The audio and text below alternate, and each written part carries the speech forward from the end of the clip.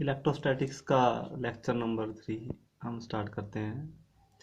इसमें हमने जो लास्ट किया था उसमें हमने एटम की स्ट्रक्चर के बारे में थोड़ा हमने स्टडी किया था, और उससे हम जो रबिंग से जो इलेक्ट्रिफिकेशन होती है, चार्जिंग होती है, उसको समझने की कोशिश करी थी। अभी हम थोड़ा सा क्लासिफिकेशन ऑफ मटेरियल कर लेते हैं। तो कंडक्टर्स क्या होते हैं एंड इंसुलेटर्स क्या होते हैं, उसके बारे में थोड़ा हम स्टडी कर लेते हैं। तो ब्रॉडली अगर हम छोटी क्लासेज के ऊपर जाएं तो उसमें हम क्या देखते हैं कि कंडक्टर्स वो होते हैं which allow the passage of current,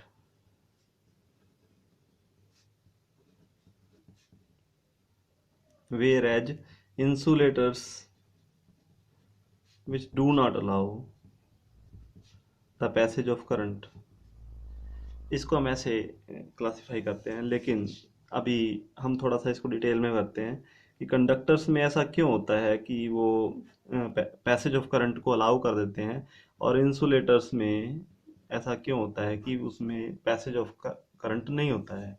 तो उसका बेसिकली ये एक कारण है कि जो कंडक्टर्स होते हैं, तो लाइक दिस इज कंडक्टर के कुछ एग्जांपल कर लेते हैं। जैसे ये एक मेटल की चीज़ है, जैसे लोहे की है, और जैसे ये कंडक्टर है, और प्लास्टिक है, जैसे ये इंसुलेटर है। तो ऐसे और भी एग्जांपल मैं आपको आगे बताऊंगा।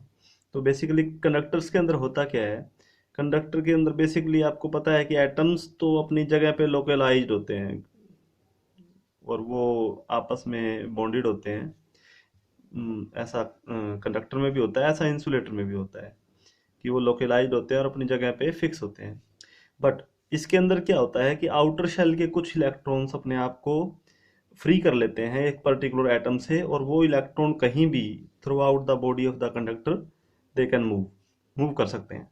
बट इंसुलेटर में ऐसे फ्री इलेक्ट्रॉन्स देखने को हमें नहीं मिलते हैं।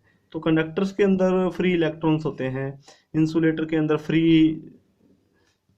फ्री इलेक्ट्रॉन्स नहीं होते हैं। तो इसलिए जब भी कभी इसके अक्रॉस हम इलेक्ट्रिकल फील्ड लगाते हैं कि इसमें से करंट पास करवाने की कोशिश करते हैं कंडक्टर में, तो इजीली करंट पास हो जाता है, because these electrons carries the current.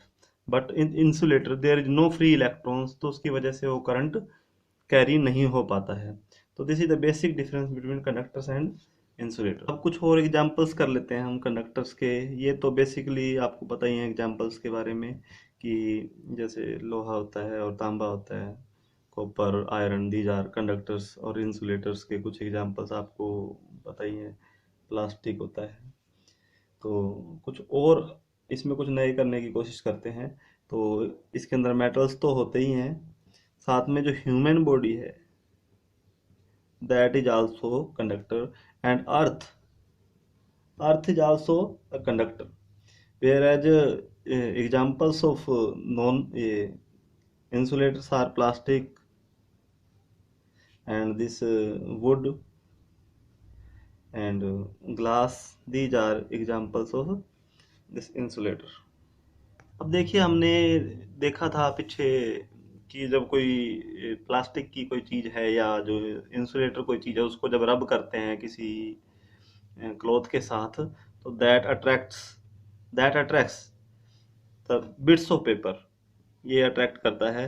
तो क्या हम अगर किसी मेटल की चीज को अगर रब करेंगे, तो क्या वो भी इलेक्ट्रॉन लूज करेगा? रब करेंगे तो इलेक्ट्रॉन लूज करेगा कि नहीं करेगा? तो चलो इसको हम रब करके देखते हैं, क्या ये भी बिट्स ऑफ पेपर को अट्रैक्ट करता है?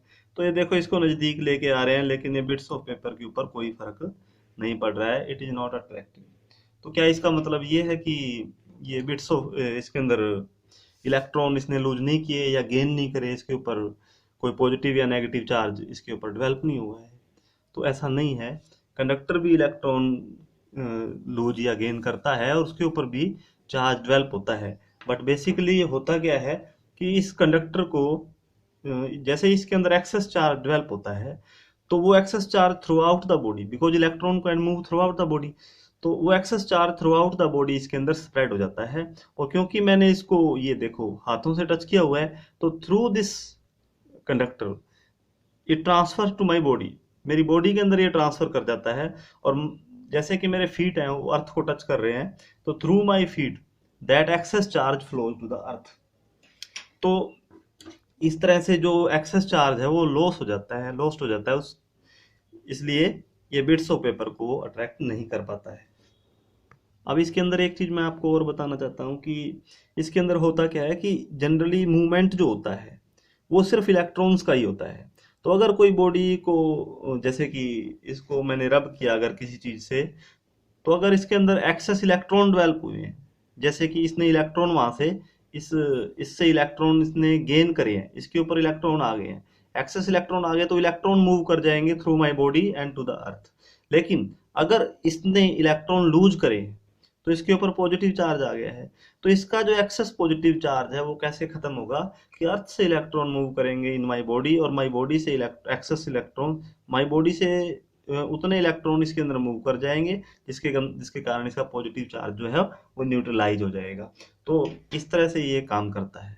और ये जो मूवमेंट ऑफ इलेक्ट्रॉन है, मूवमेंट ऑफ चार्ज है from earth to the objects,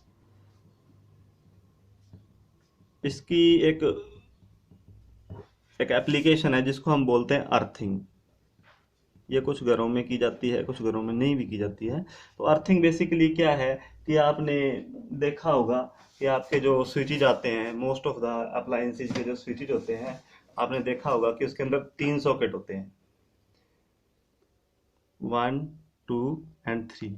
तो ये तीनों सॉकेट अलग अलग क्यों दिए जाते हैं? बिकॉज एक जो सॉकेट होता है ये लाइव, इसको बोलते हैं लाइव वायर के लिए होता है। तो बेसिकली इसके अंदर ही जो करंट होता है, जिसको हम कहेंगे कि इसके अंदर करंट होता है, इसके अंदर फेस बोल देते हैं इसको, कि इसके अंदर फेज है, इसमें करंट है।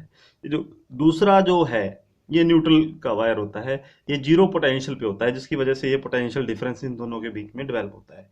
बट ये थर्ड थर्ड जो है ये किसके लिए होता है? तो थर्ड जो वायर है ये एक्चुअल में उस अप्लायंस की बॉडी से टच होता है। तो अगर बाई चांस कि ये लाइव वायर अंदर कहीं लीक हो जाती है, लाइव वायर कहीं से मान लो लीक हो गई और उसने उस अप्लायंस की बॉडी को टच किया, तो वो आपको करंट लग सकता है उससे।